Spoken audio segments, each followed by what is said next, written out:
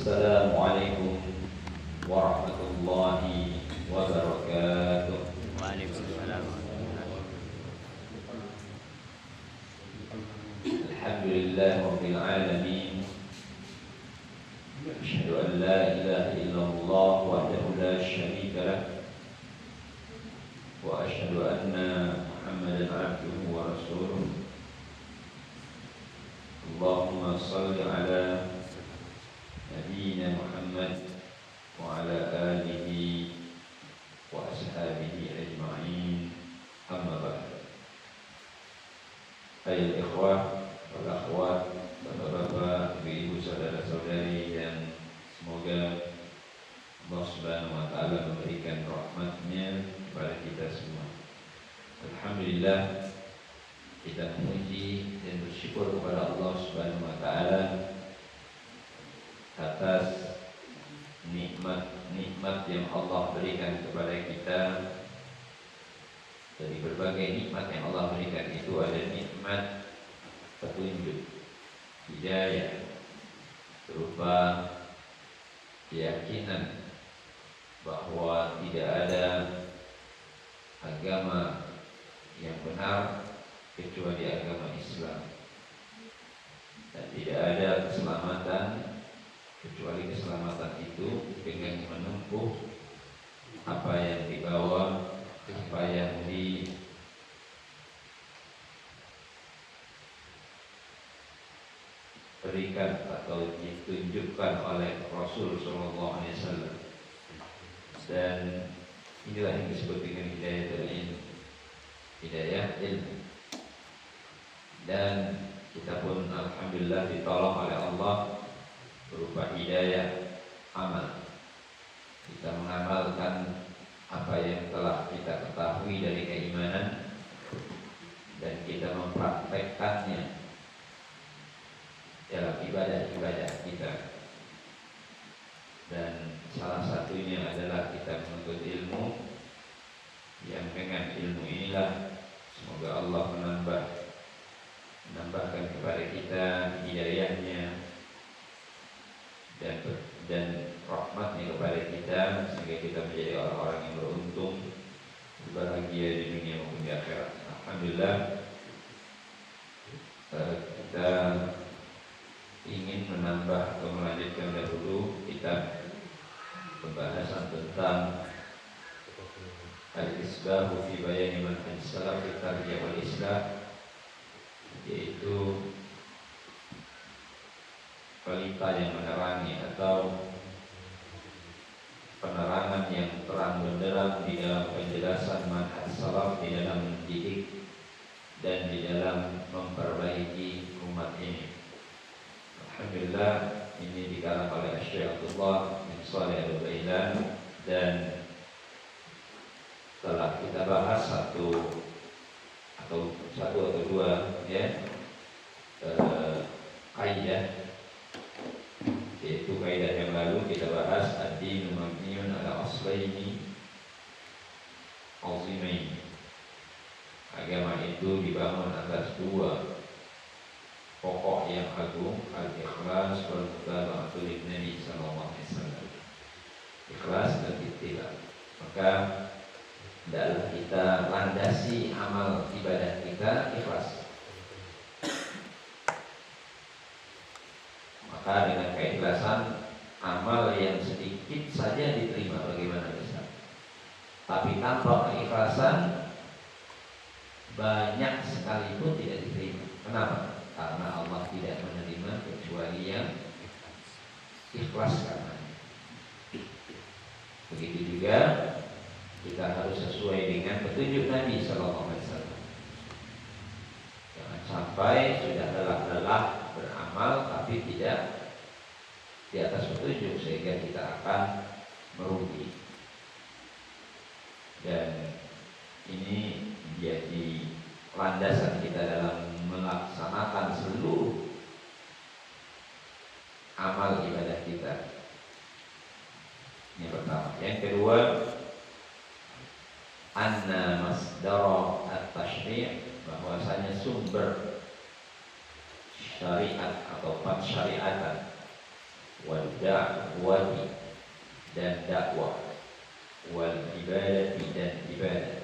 Bahwasanya sumber syariat dan dakwah dan ibadah huwa, yaitu Al-Quran wa sunnatus sahihah, Al-Quran dan sunnah yang sahih. Ini jadi kita meyakini atau kita harus mengetahui dan meyakini bahwasanya sumber syariat ini, sumber ajaran Islam ini dan dakwah serta ibadah itu Al-Quran dan sunnah yang sahih. Dalilnya sangat banyak, sebagian sudah kita sebutkan, yaitu surat Al-A'raf ayat 3. Ittabi'u ma unzila ilaikum min rabbikum. Ikutilah apa yang diturunkan kepada kalian dari Rabb kalian. Jadi suruh ikuti, nggak boleh menyimpang. Wala tattabi'u, dan jangan mengikuti min dunihi, dari selain Allah, dari selain petunjuk Allah, auliya, sebagai pemimpin, sebagai panutan, sebagai landasan. Al-A'raf ayat 3. Walhasil tidak ada jalan lain untuk meraih rahmat Allah kecuali dengan taat Allah dan taat Rasul. Allah berfirman dalam surat Al-Imran ayat 132. Wa atii'ullaha wa rasulahu la'allakum turhamun. Taatilah Allah dan Rasulnya agar kalian dirahmati. Jadi kalau kita ingin dirahmati Allah, maka taat Allah dan taat Rasulnya. Kemudian kita pun disyariatkan untuk mengikuti pemimpin kita agar kita tidak menyimpang. Maka kita diperintahkan mengikuti pemimpin kita. Allah berfirman, ya ayyuhalladzina amanu athi'ullaha wa athi'ur rasula wa ulil amri minkum. Surat An-Nisa ayat 59. Ini landasan kita. Terus, wahai orang yang beriman, taatilah Allah dan taati Rasul dan pemimpin kalian. Dan pemimpin ini disebutkan oleh para ulama, ulul amr ini umul ulama wal umara. Mereka adalah ulama dan umara. Ulama pemimpin kita di dalam kita mengamalkan Islam, kita dibimbing oleh para ulama melalui bimbingan dan nasihat mereka. Dan umara ini yang banyak mengurusi urusan dunia kita, maslahat dunia kita. Maka sekiranya ini kita taati, maka tentunya kita akan meraih kemudahan, kebahagiaan hidup dunia maupun di akhirat. Tetapi yang harus kita ketahui, ketaatan kepada pemimpin itu dibatasi, tidak mutlak. Apa itu? Selama bersesuaian dengan Allah dan Rasulnya. Jadi jangan sampai kita karena mengikuti ulama atau mengikuti seorang ustadz, akhirnya kita menyelisihi Allah dan Rasul, keluar dari petunjuk, karena taklid buta, seperti itu. Dan hal ini pernah dikatakan oleh Al-Imam Malik rahimahullah. Imam Malik, beliau ini gurunya dari Imam Syafi'i. Kulluna radun wa mardud. Setiap kata kita itu tertolak atau bisa ditolak. Ada ini, pokoknya bisa ditolak. Siapa saja kita. Illa sahibu hadzal qabr, kecuali pemilik kubur ini. Maksudnya menunjuk kepada kuburan Nabi sallallahu alaihi wasallam. Dalam urusan kita mengikuti petunjuk yang tidak boleh ditolak, itu datang dari Nabi. Sedangkan dari manusia, ketika dia benar kita ikuti, yang tidak benar tidak perlu kita ikuti. Imam Ahmad juga pernah berkata, Ajibtu liqaumin arafu al-isnad.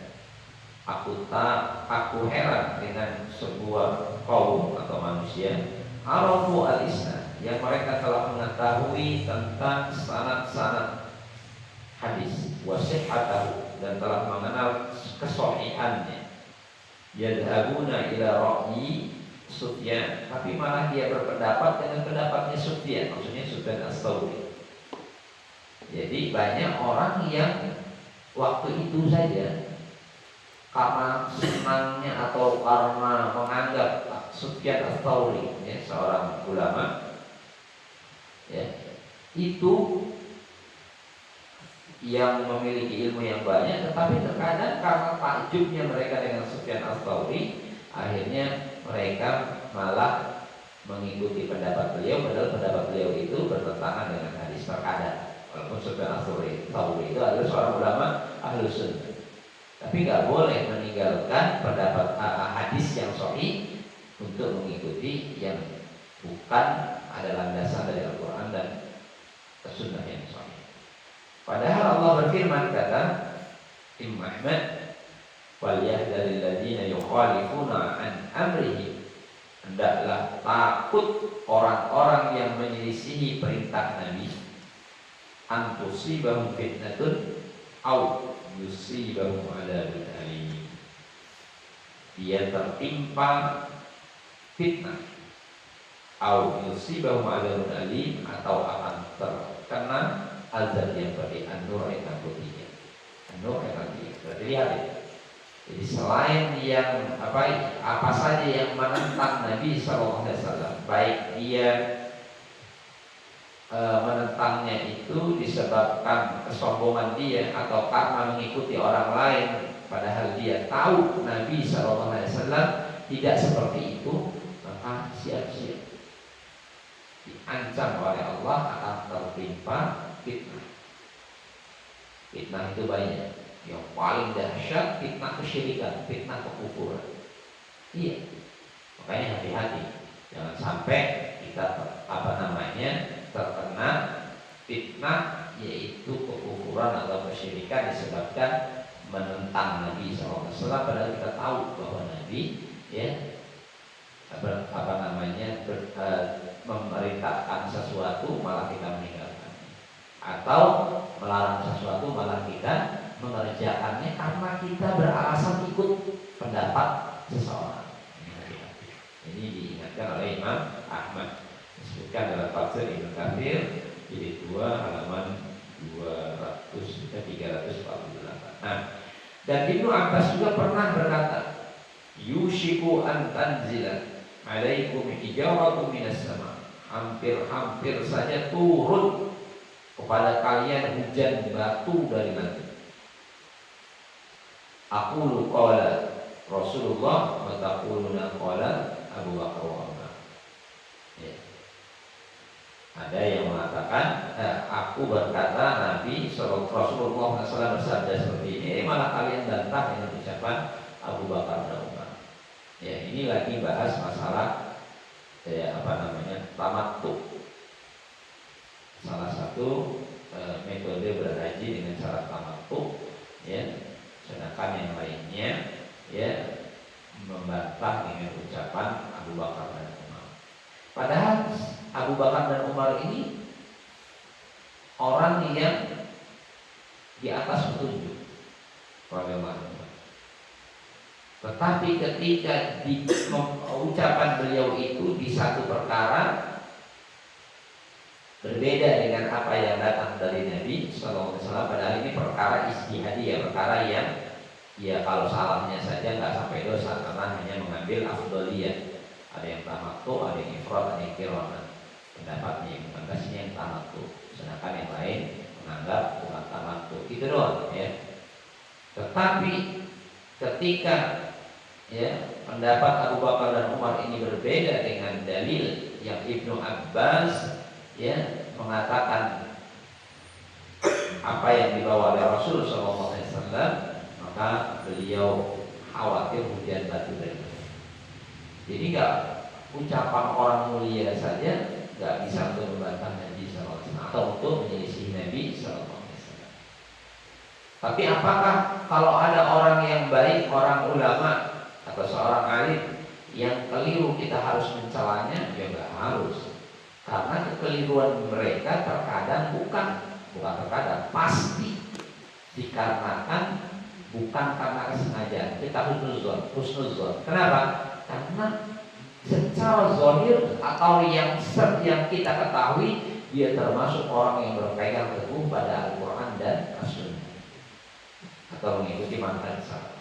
Tapi kok bisa salah Ustaz? Loh, kan tidak ada yang maksud kecuali Nabi SAW, para Nabi dan Rasul. Bisa saja. Tetapi ketika mereka keliru disebabkan mereka, dan kekeliruan mereka ini disebabkan ketidaksengajaan. Sekiranya mereka tahu ada yang lebih sahih dari itu, pasti mereka akan meninggalkan pendapatnya. Maka di sisi Allah tetap dapat pahala. Maka disebutkan dalam satu hadis, idza istahada al-hakim, jika berpendapat, berijtihad seorang hakim atau seorang yang berilmu, wa asaba lahu falahu ajran, kemudian dia benar, maka dapat 2 pahala. Wa ini jitahada, dan jika dia beristihad, berpendapat, berfatwa, wa akhtaha fa akhta, kemudian salah, falahu ajrun wahid, maka dia dapat pahala 1. Salahnya itu dapat pahala. Ya. Nah, maka kita jangan sampai ya mencela atau apalagi memvonis dari kalangan ahlus sunnah, maksudnya dari kalangan orang yang berilmu, dari kalangan ahlus sunnah yang kita kenal ya kesungguhannya di dalam memperjuangkan sunnah, hanya karena ada 1-2 pendapatnya yang berbeda dengan sunnah yang selama ini dilakukan. Ini karena ada kita dapati orang-orang yang ekstrim, yang dia gampang mencela dai, mencela ulama hanya perkara-perkara yang ikhtilaf atau perkara-perkara yang bukan itu yang mungkin masih bisa ada perdebatan atau ada perselisihan di dalam, seperti itu. Ya, dan perselisihan itu ya ada ya dari masa ke masa ya, dan kita memiliki sebagian ulama dengan ulama lainnya memiliki landasan yang kuat sehingga kita tidak boleh mencela salah seorang dari mereka. Ingat hadis Nabi SAW ketika Nabi memerintahkan para sahabat untuk ke Bani Quraisyah, la yusalliyanna ahadukum az-zuhra illa fi Bani Quraisyah. Ya. Janganlah engkau sholat zuhur ya, kecuali di Bani Quraisyah.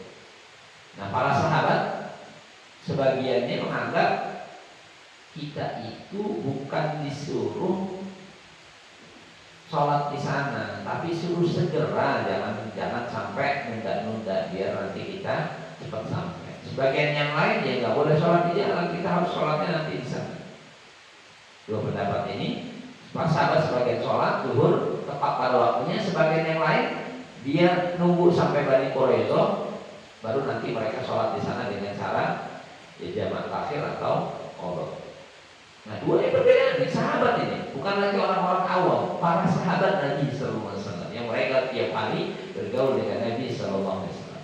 Ketika Nabi Sallallahu Alaihi Wasallam mendengar itu, ma'an nafa ya bainahuma, Nabi tidak mensalahkan duanya, sudah diam saja Nabi. Artinya Nabi tidak nyalakan A, tidak nyalakan yang B. Ini terjadi pada para sahabat Nabi Sallallahu Alaihi Wasallam. Kamu apalagi kepada orang-orang yang di bawah mereka ya dari sisi keutamaan. Tetapi sikap kita ketika itu berbeda dengan petunjuk atau dengan sunnah, kita tidak boleh meninggalkan sunnah, meninggalkan petunjuk Nabi Sallallahu Alaihi Wasallam gara-gara mengikuti seorang dari alim ulama. Paham ya? Jadi seperti itu. Kemudian yang ketiga, kaidah yang ketiga, anna ahlas sunnah, bahwasanya ahlus sunnah wal jamaah, kaidah ketiga, bahwasanya ahlus sunnah wal jamaah la yastaqilluna, mereka tidak merasa cukup atau tidak mencukupi bifahmil Quran, dengan paham Al-Quran saja, an sunnah, daripada sunnah. Maksudnya bukan mentok di Al-Quran saja. Karena orang itu merasa cukup sudah hafal Quran 30 juz, sudah cukup bisa baca terjemahnya, sudah cukup bisa baca tafsirnya. Mereka nggak memikirkan bagaimana hadis-hadis Nabi Shallallahu Alaihi Wasallam yang menjelaskan tentang ayat-ayat yang ada dalam Al-Quran. Allah Subhanahu Wa Taala berfirman, wa anzalna ilaika dzikra, dan kami menurunkan kepadamu al-dzikra, Al-Quran, ya. Al-dzikra, mengingat maksudnya Al-Quran. Litubayyina lin-nasi ma nuzila ilaihim, agar engkau menjelaskan kepada manusia apa yang diturunkan kepada mereka. Surat An-Nahl ayat 44. Siapa yang disuruh menjelaskan isi Al-Quran? Siapa? Rasulullah Sallallahu Alaihi Wasallam. Jadi kalau umpamanya kita nggak mempelajari hadis beliau, berarti ya siap-siap kita nggak ngerti isi Al-Quran. Disuruh diperintahkan misalnya sholat. Sholatnya berapa waktu? Nggak disebut Al-Quran. Subuhnya berapa rakaat? Nggak disebut Al-Quran. Rukuknya baca apa? Nggak disebut. Sujudnya berapa kali? Nggak disebut juga. Siapa yang menjelaskan isi Al-Quran? Rasulullah Sallallahu Alaihi Wasallam. Kita membaca hadis Nabi bagaimana sholat yang benar, atau bagaimana cara ruku, cara sujud, bagaimana bacaannya ada di sunnah. Sedangkan di Al-Quran perintahnya secara global, karena memang nanti mau dijelaskan oleh Rasul Sallallahu Alaihi Wasallam, harus dijelaskan oleh Rasul Sallallahu Alaihi Wasallam. Apa tadi? Surat An-Nahl ayat 44. Itu bayyina linnas, agar kau menjelaskan kepada manusia ma nuzila ilaihim, apa yang diturunkan kepada mereka. Dan Nabi Sallallahu Alaihi Wasallam mengingatkan kita, ala inni utitul Qur'ana wa mithlahu ma, ketahuilah sesungguhnya aku diberi Al-Quran dan yang semisalnya bersama Al-Quran tersebut, yaitu sunnah. Ala yushiku, ketahuilah hampir-hampir datang masanya, waktunya. Rajulun syab'an, ada orang yang gemuk, ala arikatihi, di sofanya, di tempat duduknya, di singgasananya atau di tempat orang mendengar ucapannya. Mungkin mirip-mirip Ustaz Dai lah, ya. Seperti itu. Yaqul, kemudian dia berkata orang ini, alaikum bihadzal Qur'an, hendaklah kalian mengamalkan Al-Quran ini. Fama wajadtum fihi min halalin fahillu, apa saja yang kalian dapati dari yang halal maka halalkanlah. Wama wajadtum fihi min haramin, apa yang kalian dapati darinya dalam yang haram atau yang diharamkan faharimu, maka halalkanlah. Berarti apa ini? Si orang ini tidak menganjurkan untuk membaca hadis atau mempelajari hadis, mencukupkan dengan Al-Quran. Ada aliran, ada aliran ingkar sunnah, mengingkari sunnah, ya, ada, ya, walaupun nggak terang-terangan banget, ya, walaupun sedikit pengikutnya ada, dan ada yang mengingkari sebagian sunnah ketika bertentangan dengan akal. Nah, ini mirip-mirip juga. Kalau tadi mengingkari sunnah secara total, biasanya nggak akan lama atau dianggap sesat oleh pemerintah. Tapi kalau mengingkari sebagian sunnah, sebagian hadis yang sahih karena bertentangan dengan akal, nah inilah kelompok-kelompok atau orang-orang yang dia mirip dengan ini, hanya saja mereka mengambil sebagian hadis untuk yang sesuai dengan keyakinan batil. Nah, yang nggak sesuai ya dia sampah, ya, seperti itu. Kemudian ada kisah, ada cerita atau ada hadis dari Irbad bin Sariyah. Dia menceritakan, maksudnya menyampaikan. Qala, dia berkata, radhiyallahu anhu, dia Irbad bin Sariyah ini seorang sahabat Nabi sallallahu alaihi wasallam. Wa awwala Rasulullah sallallahu alaihi wasallam mau'izatan balighatan. telah menasehati kami Rasul Shallallahu Alaihi Wasallam dengan nasihat yang begitu mengena. Balik. Wajilat minhal qulub, menjadi gemetar hati-hati. Ya. Wadarabat minha al-uyun, dan menetes air mata. Bayangkan sebuah nasihat yang begitu menyentuh hati dan membuat mata menangis. Dan salah satunya, faqultu ya Rasulullah, maka setelah itu Rasulullah berkata, Irbad bin Sariyah, ya Rasulullah, karena mau'izatu muwaddi, ini sepertinya nasihat mau perpisahan. Begitu menyentuh, fausi, maka nasihatikan, wasiatikan. Maka kata Nabi sallallahu alaihi wasallam, usikum bitaqwallah. Aku mewasiatkan kepada kalian untuk bertakwa kepada Allah, wasam'i wa ta'ah, mendengar dan taat, wa in ta'ammara alaikum 'abdun habasyir. Walaupun yang memimpin kalian seorang hamba habsyi. Apa maksudnya? Suruh tak dengar dan taat, kalaupun yang menjadi pemimpin seorang budak. Kok bisa budak jadi pemimpin? Merdeka aja belum. Berarti syarat kepemimpinannya belum terpenuhi. Ya. Tetapi kita suruh taat kalau dia sudah kadung jadi pemimpin. Selama dia muslim. Begitu, selama dia muslim. Saya tanya, budak itu kan milik tuannya. Ya hartanya dia milik tuannya, merdeka aja enggak. Tapi kok bisa jadi pemimpin? Ya dia memimpin disebabkan memiliki kekuatan.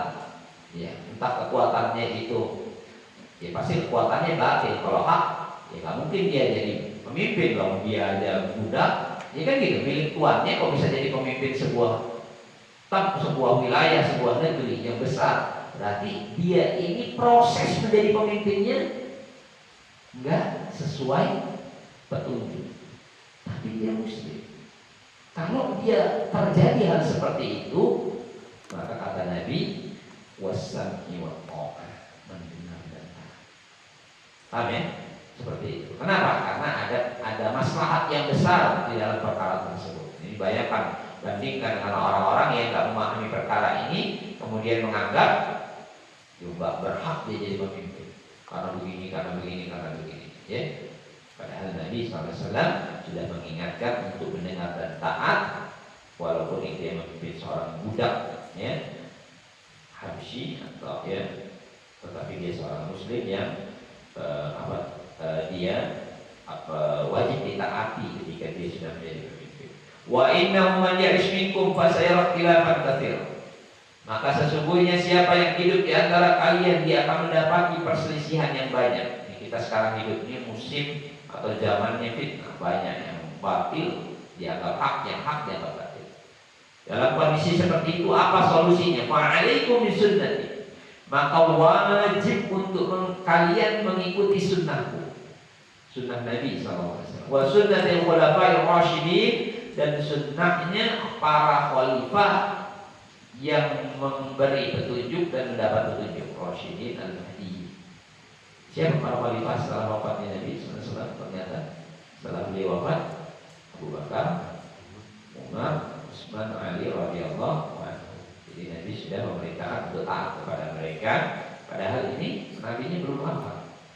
Ya, Nabi sudah taat kepada pemimpin setelah wafatnya Nabi, yang ternyata memang betul di atas petunjuk.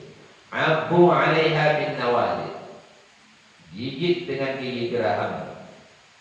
Jadi Nabi SAW sudah tidak pisahkan lagi sunnah Nabi dengan sunnahnya khulafaur rasyidin. Kenapa? Karena para sahabat yang mendukung khulafaur rasyidin itu, ya khulafaur rasyidin itu kan tidak sendirian. Mereka punya rakyat, punya para sahabat, ada ulama-ulama yang di sekitar mereka. Berarti ini menunjukkan ya bahwasanya sunnahnya para sahabat, yang sunnah itu bersumber dari Nabi SAW, ada landasannya, itu pun harus kita pegang teguh. Ya, jadi jangan sampai kita ya tidak mengikuti para sahabat radhiyallahu anhu. Wa iyyakum wa muhdatsatil umur, dan jauhilah perkara-perkara yang baru. Fa inna kulla muhdatsatin wa fa inna kulla bid'atin dhalalah. Maka jauhilah perkara-perkara yang baru, karena setiap bid'ah itu adalah kesesatan. Ini hadisnya riwayat Abu Daud, Tirmizi, dan hadis hasan sahih. Ya, disebutkan oleh juga Imam Ahmad, Abu Daud, Tirmizi, dan selainnya di dalam kitab As-Sahihah karena Syekh Al-Albani rahimahullah. Nah, dan di dalam hadis Al-Bukhari juga mirip seperti ini.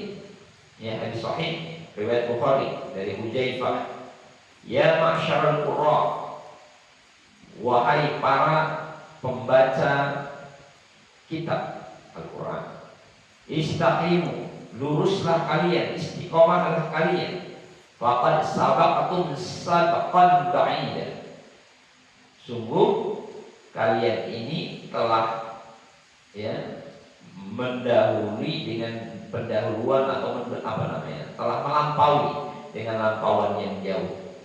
Fa in akhadtum yaminan wa shimalan laqad dalaltum dalalan ba'ida. Ya.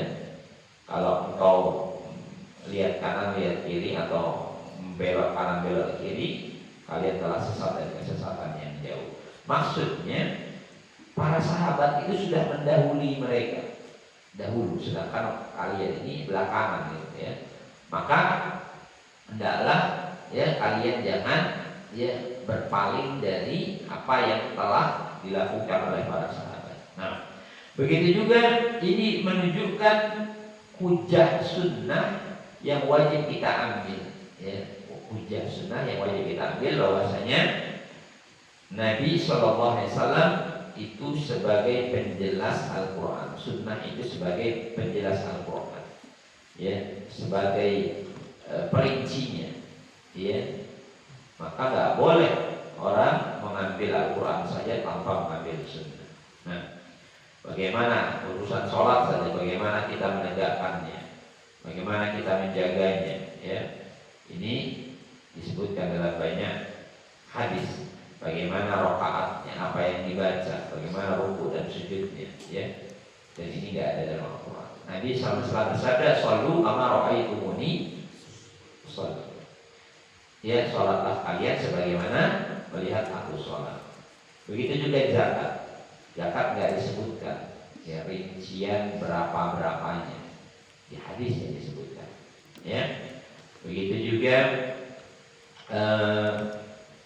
perkara-perkara yang lain, contohnya puasa, ya, bagaimana haji dan atau bahkan seluruh ibadah penjelasannya ada dalam hadis.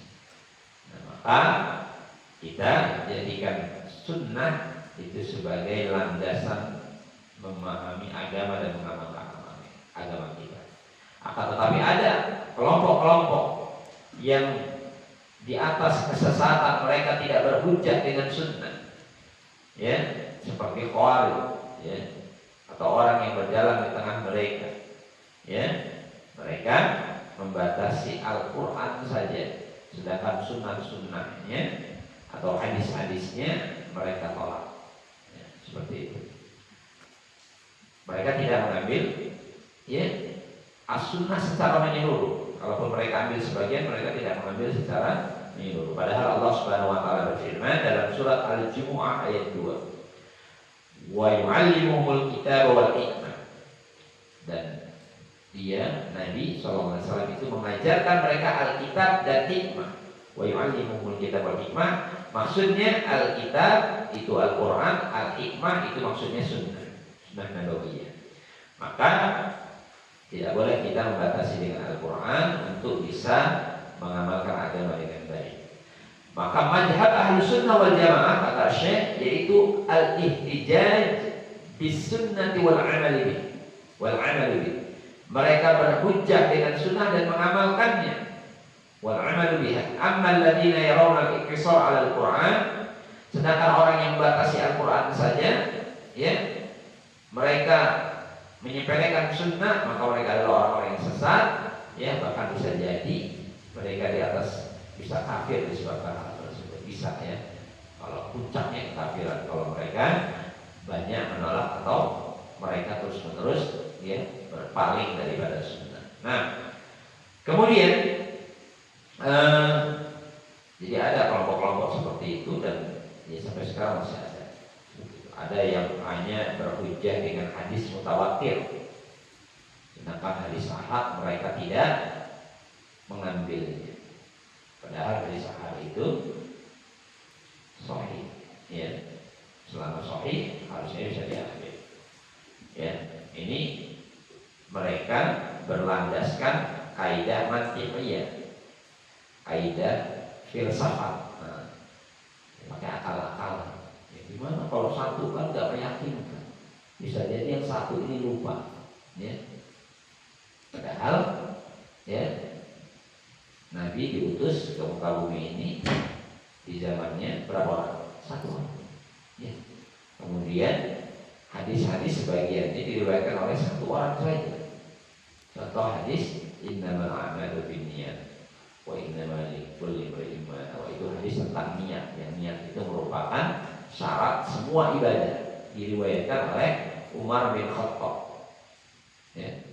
Umar bin Khattab, Umar Abu Hafsin Umar, ya, Abu Hafsin Umar bin Khattab, ya, radhiyallahu anhu.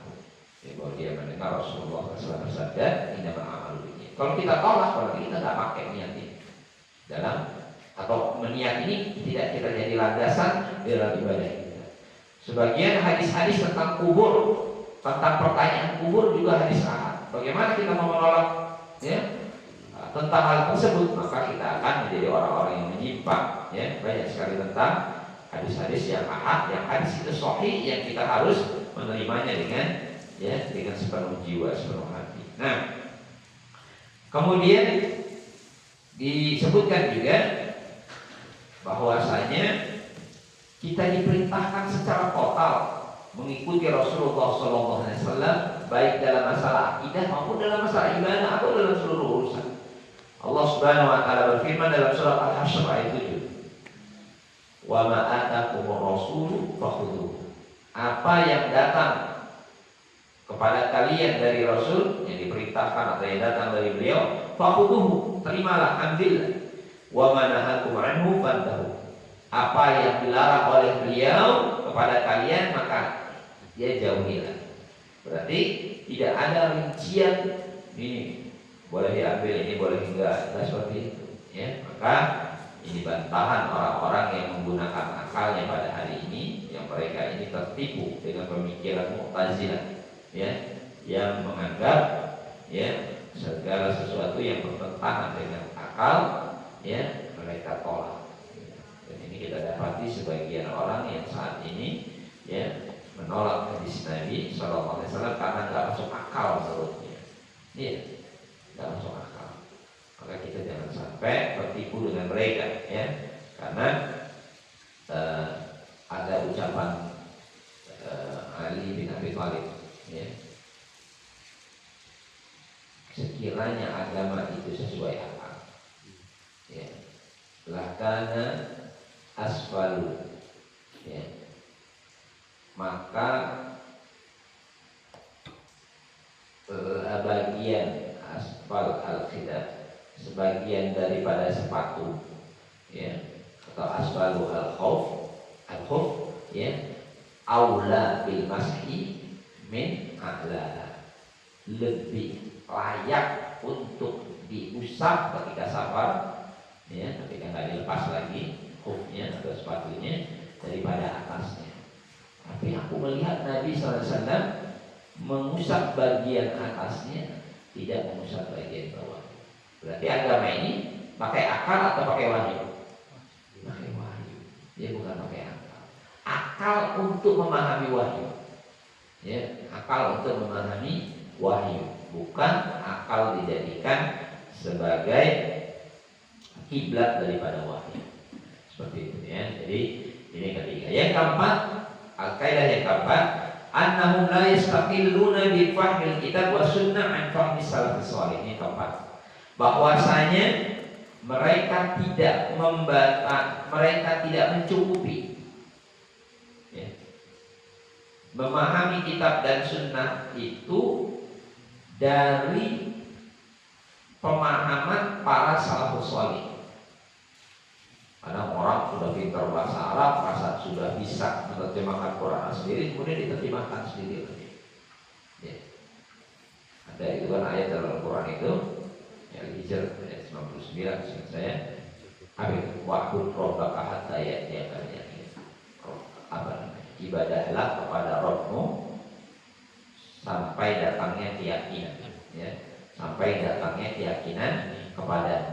Akhirnya dia menganggap ibadah itu kalau sampai derajat yakin, begitu sudah yakin berarti udah nggak lagi ibadah. Padahal al-yakin di sini adalah kematian maksudnya. Betul? Kali ini sudah ada yang sudah cek belum? Enggak. Ya.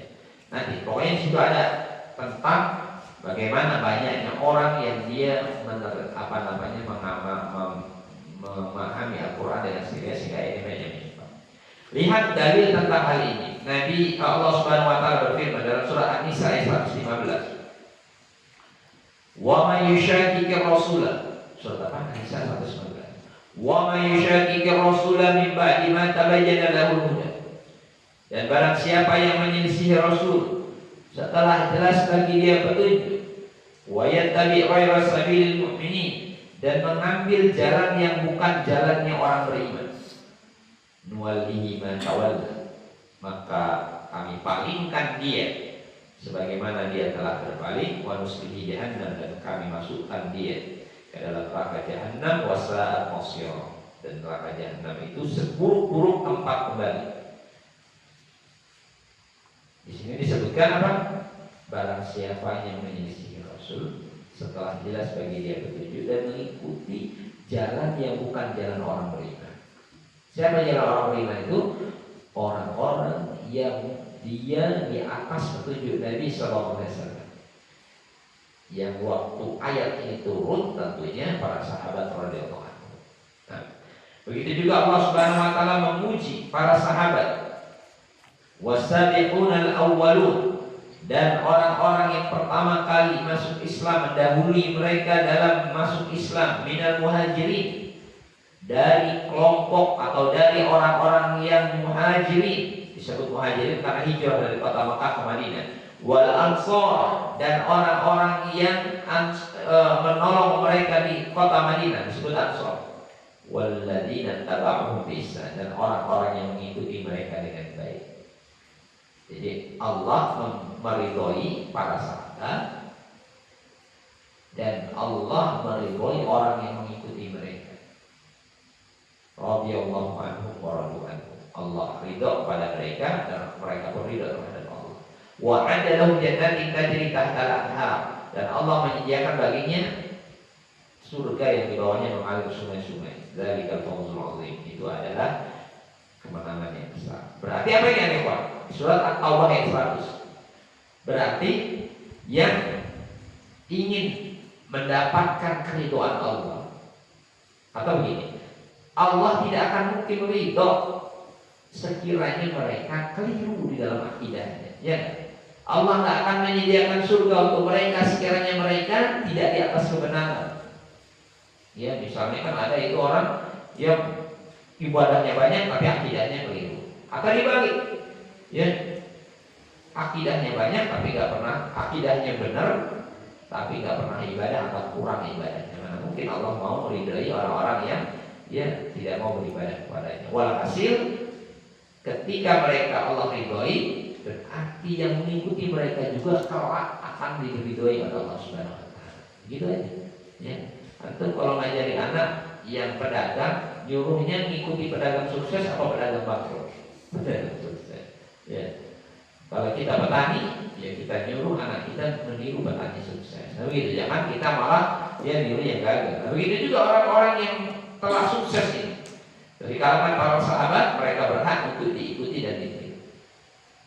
Dan lihat bagaimana Allah mensifati orang-orang yang tidak mengikuti para sahabat atau tidak beriman sebagaimana berimannya para sahabat sebagai orang-orang yang bodoh.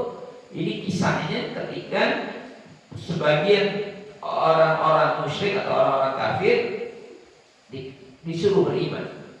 Wa idza qila lahum aminu, di zaman Nabi SAW. Dan apabila dikatakan kepada mereka, berimanlah kalian kama amanan nas, sebagaimana orang-orang itu sudah pada beriman. Para sahabat Nabi pada beriman. Mereka berkata, qalu anu'minu kama amanas sufaha. Mereka berkata, apakah aku harus beriman sebagaimana berimannya orang-orang bodoh itu? Mereka mengatakan para sahabat bodoh. Karena mereka menganggap para sahabat itu ada yang sebagiannya ada yang masih budak, ada yang orang-orang miskin, ada orang-orang yang bukan terpandang di kalangan mereka, orang biasa saja. Tapi apa Allah bantah? Ala innahum humus sufaha'u walakin la ya'lamun. Ketahuilah mereka yang bodoh itu, hanya saja mereka tidak mengetahui. Al-Baqarah ayat 13. Walhasil di sini kita punya keyakinan bahwa para sahabat Nabi dan orang-orang yang mengikuti mereka tabi'ut tabi'in ini adalah orang-orang yang betul-betul di atas petunjuk dan di atas keridhaan Allah. Ada hadis tentang hal ini, hadis Bukhari dan Muslim, hadis nomor 2509 dan yang lainnya. Nah, khairun nasi qarni, sebaik-baik dari manusia itu adalah pada masaku. Nabi menyebut manusia, berarti banyak jumlahnya. Di masaku, berarti ini lagi menceritakan orang-orang yang hidup bersama beliau. Kira-kira yang dipuji Abu Jahal apa Abu Bakar? Abu Bakar, ya. Nggak mungkin Abu Jahal, ya, atau Abu Lahab. Tempat dia ada Abi Lahab buat celah, dia dalam Al-Quran. Ya. Berarti ini orang-orang yang bersama Nabi di masa Nabi itu para sahabat. Kemudian orang setelah mereka, orang setelah hidupnya para sahabat, sampai disebutkan 3 kali dalam riwayat yang lain. Kemudian setelahnya lagi. Nah, berarti kan di sini ada penjelasan bahwasanya orang-orang yang baik, benar, dan Nabi SAW ini mengatakan bukan karena hawa nafsunya, bukan, tapi karena petunjuk wa may yantiqu hawa. Kenapa Nabi mengatakan itu sallallahu alaihi wasallam? Karena datang wahyu atau penjelasan dari Allah akan datang masa yang baik setelah masanya Nabi sallallahu alaihi wasallam, yaitu masanya yang mengikuti para sahabat. Seperti itu. Ya. Jadi ini dalil bahwa mereka di atas petunjuk. Dan hadis tadi yang kita ikuti para khalifah yang mendapat petunjuk ini menunjukkan bahwasanya mereka di atas petunjuk. Nah, dan banyak sekali ayat-ayat ini. Contoh lagi surat Al-Imran, atau bisa baca surat Al-Imran, disebutkan di sini ayatnya enggak ya, tapi di awal-awal Al-Imran disebutkan tentang bagaimana Allah mensifati orang-orang yang di atas petunjuk itu, yaitu para sahabat Nabi Sallallahu Alaihi Wasallam, yaitu dalam surat Al-Imran ayat 7. Ayat 7 saya sebutkan, Allah itu menurunkan ayat yang muhkamat dan yang mutasyabihat. Kemudian fa'amal ladzina fi qulubihim zayghun fayattabi'una ma tashabaha minhu.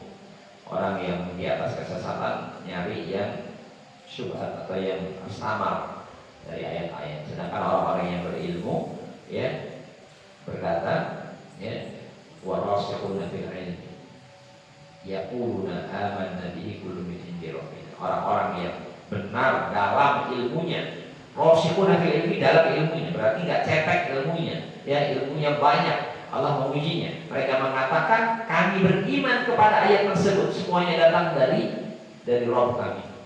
Berarti para sahabat ini punya ilmu atau tidak di atas ilmu? Orang-orang kafir, orang munafik, mereka orang-orang yang tidak memiliki ilmu. Banyak sekali ya ikhwan. Maka dari sini kita harus punya keyakinan dalam mempelajari Al-Quran dan Sunnah. Kalau ingin selamat pendapatnya, keyakinannya, amalannya, hendaklah dia dasari dengan petunjuk Nabi dan juga para sahabatnya. Saya tutup dengan satu hadis. Di sini ketika Nabi menyebutkan kelompok yang diberi keselamatan, ditanya ya Nabi SAW tentang kelompok yang selamat itu yang mana. Ketika menyebutkan Yahudi terpecah menjadi 71 golongan, Nasrani terpecah menjadi 72 golongan, dan umatku akan terpecah setelah tariku ummatu bisalasin wasab'ina firqah, menjadi 73 golongan. Kulluha finnar illa wahidah, seluruhnya kelak di neraka kecuali satu. Maksudnya ada yang kekal, ada yang enggak ya. Karena Nabi masih menyebutnya umatnya. Kalau dia enggak murtad, enggak musyrik, ya enggak kekal. Tapi kalau musyrik ya kekal, walaupun awalnya umat Nabi SAW. Tapi rata-rata enggak, bukan yang dimaksud musyrik, karena Nabi menyebut umatnya ini maksudnya dia sebenarnya umat Islam, tapi keliru di dalam masalah akidah dan ibadahnya. Di sebagian masalah akidah dan ibadahnya, maka Nabi mengatakan yang paling selamat bukan menyebutin orang Arab, enggak, bukan nyebutin cirinya badannya tinggi-tinggi atau pendek-pendek atau pakaiannya jubah-jubah, enggak, ya. Nabi menyebutnya ketika ditanya siapa mereka, hum man kana ala misli ma ana alaihi yaum. Mereka itu adalah orang-orang yang seperti aku pada hari ini. Apanya? Akidahnya, ibadahnya, ya, amalannya, wa ashabi, dan sahabat-sahabatku. Berarti Nabi menunjukkan para sahabat itu berada di atas petunjuk Nabi, dan sifat orang yang selamat itu adalah orang yang mereka mengikuti Nabi dan para sahabatnya. Ya, jadi ini solusi ya daripada berbagai macam perselisihan, bingung yaitu ya solusinya. Ya, kita di dalam memahami Al-Quran dan As-Sunnah harus sesuai dengan bimbingan ulama yang mereka itu berlandaskan berdasarkan petunjuk yang telah dipetakan oleh Nabi, yaitu pemahaman salafus salih, orang-orang dahulu yang saleh. Siapa mereka? Dari kalangan sahabat, tabi'in, tabi'ut tabi'in, dan orang-orang yang mengikuti mereka dengan baik. Mana dalilnya? Tadi sudah disebutkan At-Taubah ayat 100, An-Nisa ayat 115. Ya, seperti itu. Belum lagi hadis-hadisnya. Ya, Ali Imran ayat 7. Ya, banyak. Ya, makanya kita komitmen untuk berada di atas petunjuk ini, ya, karena ini akan menyebabkan kita berada istiqomah. Ya, tapi kalau kita berpendapat, menurut saya gini, ya, kita tidak akan pernah selesai. Ya, kenapa? Karena kita ini sama-sama orang laki-laki atau sesama manusia. Kadang benar, kadang salah. Orang juga kadang benar, kadang salah. Maka harus ada landasannya yang kuat. Ya, bagaimana agar mana yang paling berhak untuk diikuti? Ya, tentunya mereka, para sahabat Nabi SAW, orang-orang yang mengikuti mereka di atas petunjuk. Mungkin ini yang dapat saya sampaikan. Alhamdulillah kita sampaikan yang 4, dan mudah-mudahan kita lanjutkan di kaidah-kaidah berikutnya. Wassalamualaikum warahmatullahi wabarakatuh.